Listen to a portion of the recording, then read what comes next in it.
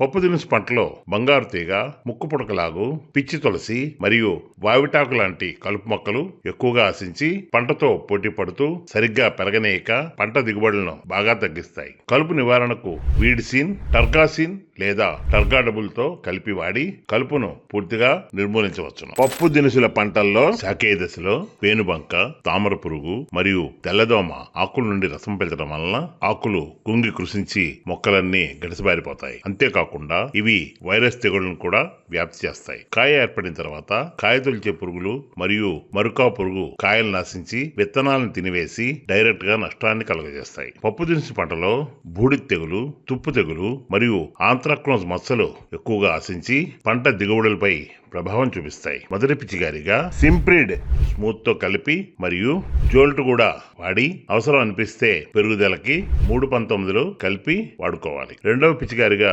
డియోసిన్, రెమోసిన్ తో కలిపి వాడి రసం పీల్చే పురుగులను, ఆకు తొలిచే పురుగులను ఏకకాలంలో నిర్మూలించి తెగుళ్లు సోకకుండా కస్టోసిన్ కలిపి వాడాలి. పూతను ప్రేరేపించడానికి సింజైమ్ లిక్విడ్ లేదా ఆక్సిజైన్ కలుపుకోవాలి. మూడవ పిచికారిగా ఒక 10 రోజుల తర్వాత కాయలు కొద్దిగా ఏర్పడిన తర్వాత రెమోసిన్ రివోల్టాప్ తో కలిపి వాడుకోవాలి. కొన్ని ప్రాంతాల్లో మరుకా పురుగు మళ్లీ వస్తుంది. అటువంటి సమయాల్లో రెమోసిన్ తో జోల్ట్ గాని, జోల్ట్ ప్లస్ గాని, ఇంకా తెగుళ్లు పట్టి పీడిస్తూ ఉంటే కస్టోసిన్ లేదా రివోల్టాప్ ఖచ్చితంగా వాడాలి. కాయలు ఆరోగ్యంగా రావాలంటే 13-0-45 కలిపి వాడుకుంటే అధిక దిగుబడులు వస్తాయి.